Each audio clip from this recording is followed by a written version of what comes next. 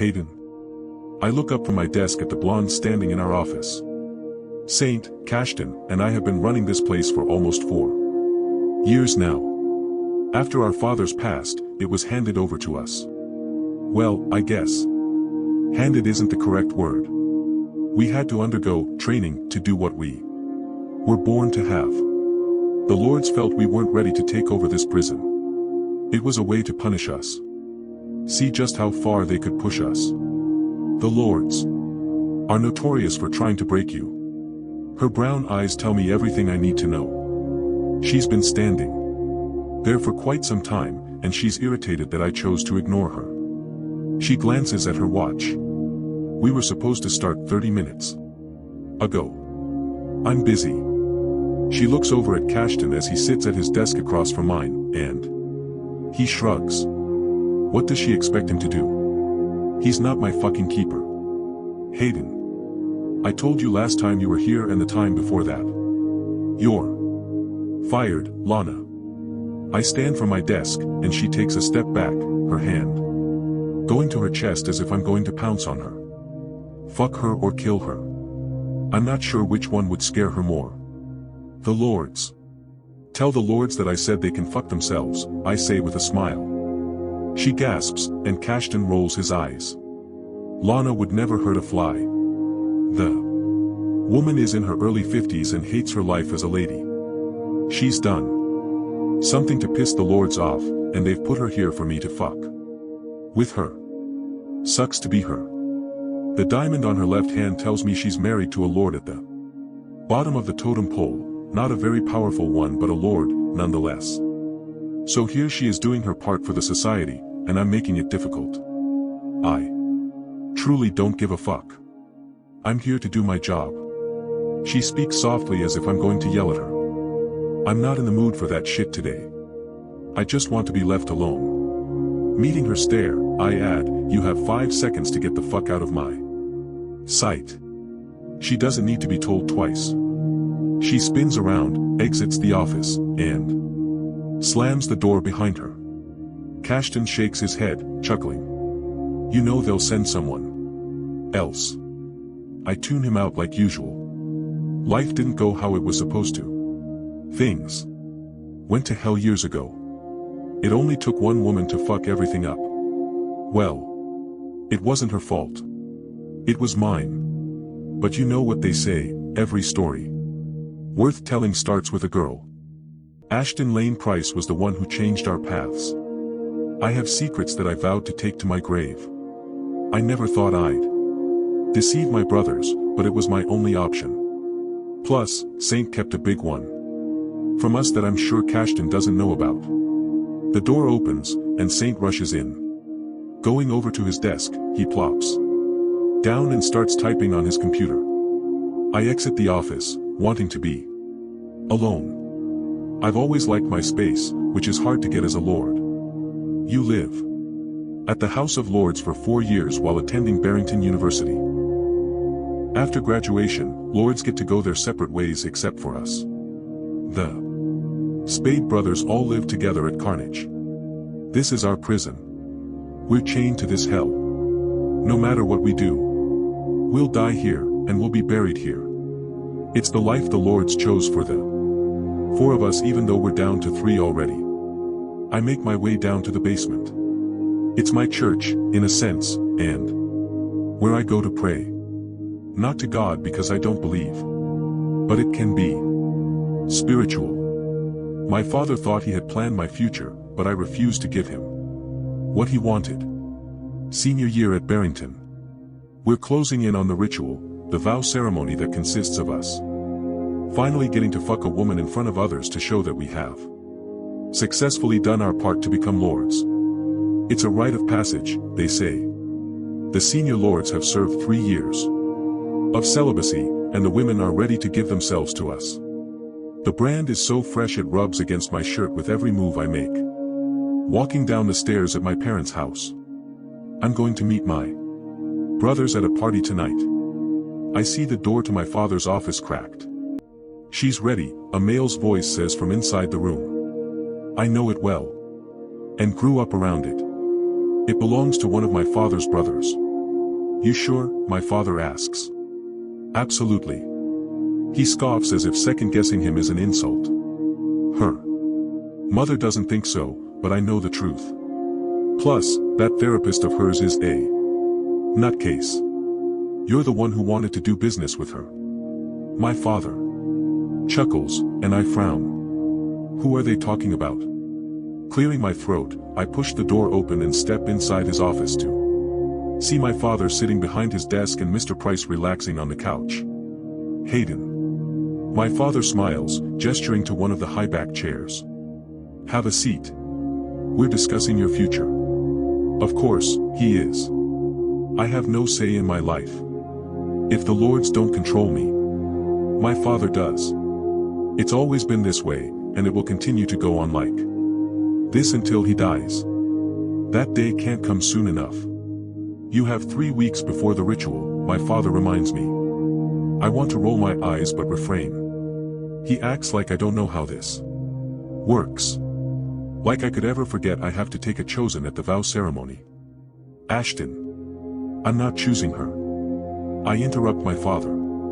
He looks over at Mr. Price, Ashtyn's father, then back at me.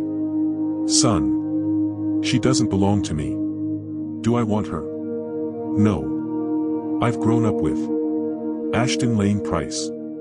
Our fathers are both Spade brothers. But one of my brothers is in love with her.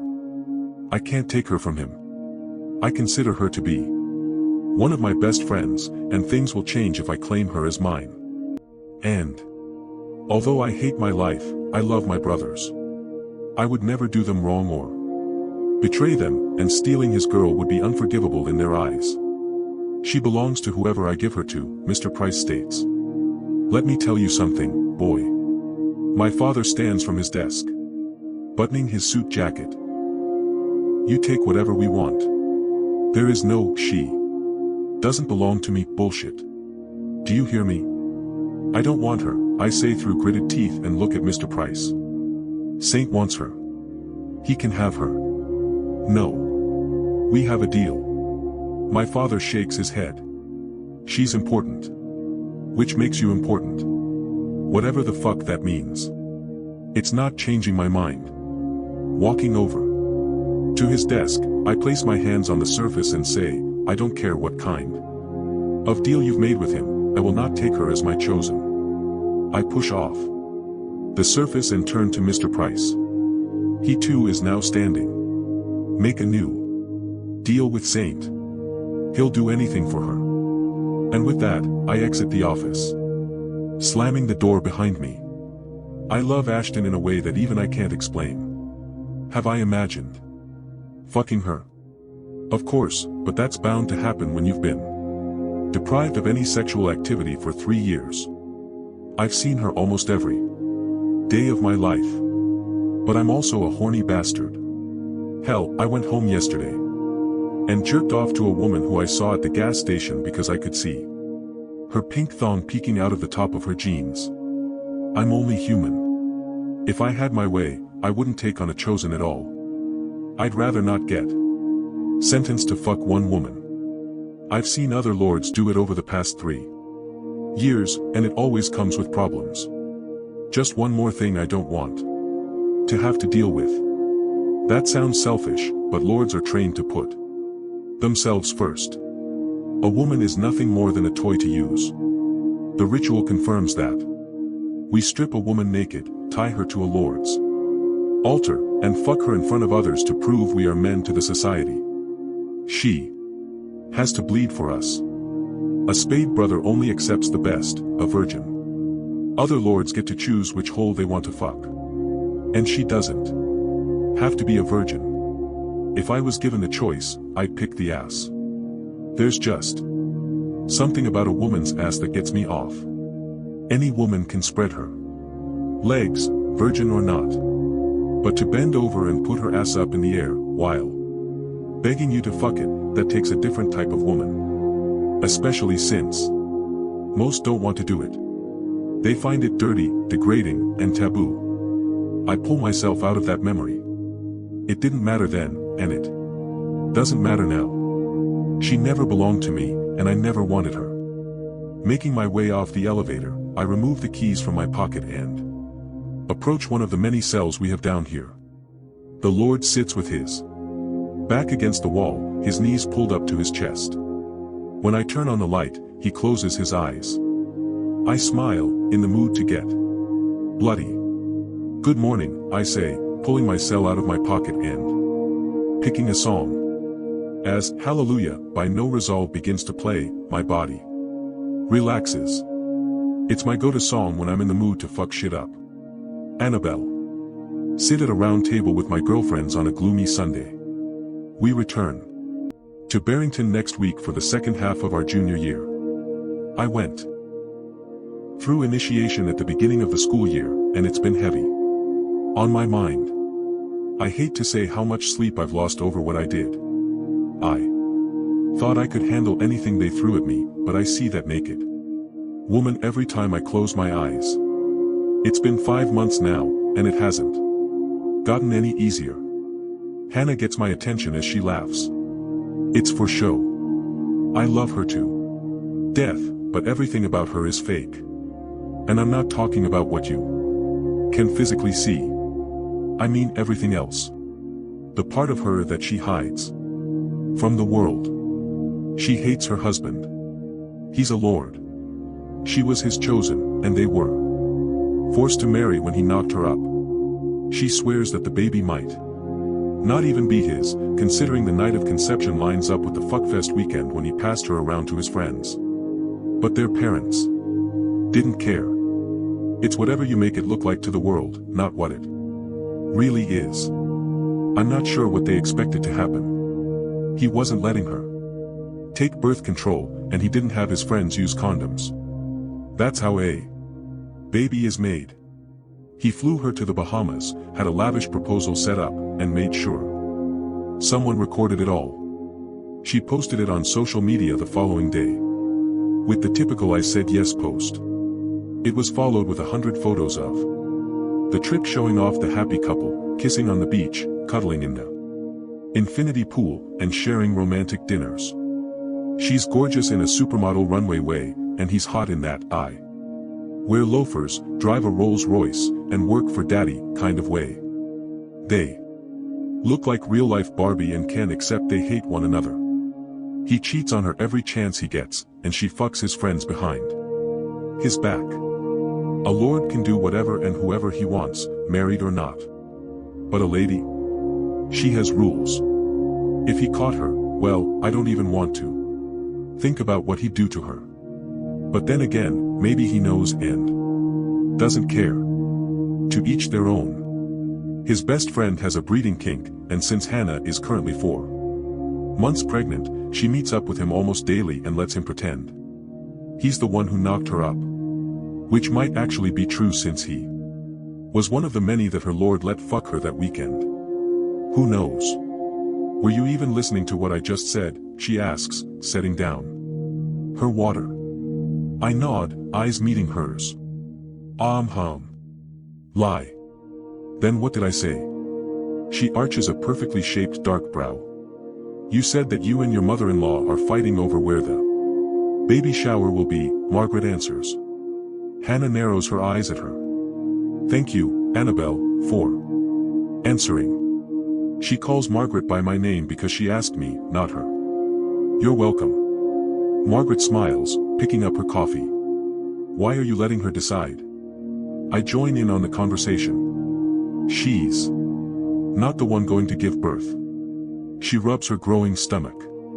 I swear she would if she could, which is creepy.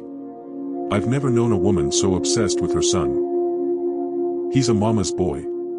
What did you expect? Margaret laughs. Margaret is also married. But she and Clint don't want to kill one another. I wouldn't call it love, but he knows she sleeps around and doesn't care. She was also his chosen. Their marriage was already arranged before the ritual even took place. He proposed on her father's yacht after the vow ceremony, and they married the following month. Clint thinks they're trying to get pregnant, but she's still taking the pill behind his back. She's not ready to become a mom. Her words. I give her 3 months before he figures it out. Then there's me, midway through my junior year at Barrington. I'm 21, single, and still a virgin. My parents didn't want me to be a chosen. I can't say that I cared either way. Saving myself isn't something that I care about. My mother said I was meant for something greater than spreading my legs in a tub of water for all to see. I know how the ritual works, and although I didn't mind participating, I also didn't really see a bad side to it. I accepted long ago that I'll live in a loveless marriage to a bastard who will cheat on me and probably pass me around like a piece of cake at a wedding. Some women would be terrified by that thought, but I'm not. If I can't have love, I want power. I want what a man in our world gets. But I'm going to have to work twice as hard for it because I have a pussy and tits. Fine by me. I'll show them that I can do whatever they throw at me. With a smile on my face while bleeding between my legs. My cell rings, and I pick it up off the table where it sits next to my mimosa. Unknown lights up the screen. Sorry, I have to take this. I get up and rush outside, hitting answer. Hello. You have been given your assignment, the voice announces. It's altered so I can't make out who it is. Not like I'd be able to anyway. No one knows who is ever actually in charge. There are rumors, of course, but you can't believe everything you hear. Okay. I'm excited and nervous. I've been waiting for this call since I completed my initiation back in August. What do I need to do? A package has been delivered to your house. You will have 3 months to prepare before the official assignment begins. The voice continues. During that time, you will get a new life. I frown. A new life? I figured it would be a quick, kill this person and you're in type of situation. That's what I get for assuming. The Lords always like to throw curveballs at you. New identity. New friends, new occupation. And a boyfriend. What the fuck do the Lords have me doing? Why does any of that matter? Oh, okay. You will remain untouched. Wait. I give a rough laugh. You want me to get a boyfriend but not put out. Another laugh, thinking I heard him wrong. The Lord's world revolves around sex. It's literally all they think about and want. It's not their fault. It's what we've all been conditioned for. He won't stay around long. I'm not dumb. I know how relationships work and what men expect. Hell. I'm horny all the time. I'd like to get fucked, but the Lords hold power in sex. They tell you when you can get it and who you get it from. He likes to ruin his toys, the voice says cryptically. Ruin his toys? Is he telling me that I have to fuck someone? Who? I wonder. 3 months, Annabelle. If you don't have everything ready to go within that time, you have failed. Click. Haidyn. Skeleton Lords, by Hallow fills the small concrete room. From my phone while the Lord lies on the floor, covered in his own blood. But he's not dead. That's not what we do here. Death is a luxury we don't supply. Exiting the cell, I lock him inside and go over to the sink in the corner. I turn on the water and begin to wash his blood off my hands ending covered arms.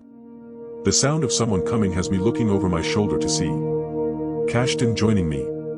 Turning off the water, I grab some paper towels and turn to face him. He's got his head down, staring at the empty pits recessed in the concrete floor while rubbing the back of his neck. Kashton has always been the most expressive out of the 4 of us. He can't hide how he's feeling. What's on your mind? I ask. If he's down here, he wants to talk about something. Saint just got a call, he says, and my heart picks up, hoping it's not what I think it's about. For almost 4 years, I've lived on pins and needles while Saint has continued to look for Ashtyn, and I've kept quiet. I made a friend a promise. And I question when he doesn't elaborate. And they found a woman, she was restrained with barbed wire, and her throat was slit. What do they want us to do about it? I ask. His eyes meet mine, and he looks hopeful. It reminded me of our meeting at the House of Lords back when. He pauses. Do you think it's Adam? Senior year at Barrington. Over 5 months last year, 20 girls went missing. 5 of those were found raped and murdered, the man tells us. Me, Saint, Adam, and Kashton sit down in the basement at the House of Lords. Lincoln called us in for a meeting while we were at the party tonight. We had to wait for Saint to arrive because he had to take home a drunk Ashtyn, Adam's twin sister. The other 15? I ask, scanning the picture of a naked woman that he gave us. She's covered in blood. Her head hangs off the side of a bed. Her throat was slit, her ankles tied with barbed wire, and her wrists bound behind her back with barbed wire. Whoever did this to her made her suffer. They must think a Lord did it. But we're not the only sick bastards out there. Still missing, the man answers my question. Adam slams his folder down. What does this have to do with us? Did they attend Barrington? Kashton questions before he can answer. Adam. No, he looks at Kashton. All were still in high school, seniors, but none of the 5 were connected to one another. As far as we can tell, they didn't know the Lords existed. The ones who are still missing? Saint questions. He shakes his head. Not that we have found. I'm with Adam, Lincoln adds, scanning the folder Adam put on the table. What does this have to do with them? Adam didn't kill anyone. I shake my head, answering his previous question. Not an innocent woman anyway. We've all got a body count. Just as many kills as we have fucks. But someone tried to set our brother up, which resulted in his mother being killed and Ashtyn almost dead. Adam's been gone ever since. Then why did he leave us? His soft voice sounds like a little boy asking a mother why his father left. For years have passed, and Kashton can't seem to accept that our brother isn't coming back. You'll have to ask him that. I shrug, knowing the truth, but it's not my story to tell. He sighs, and we hear the elevator ding, letting us know Saint is about to join us. He storms into the room a moment later.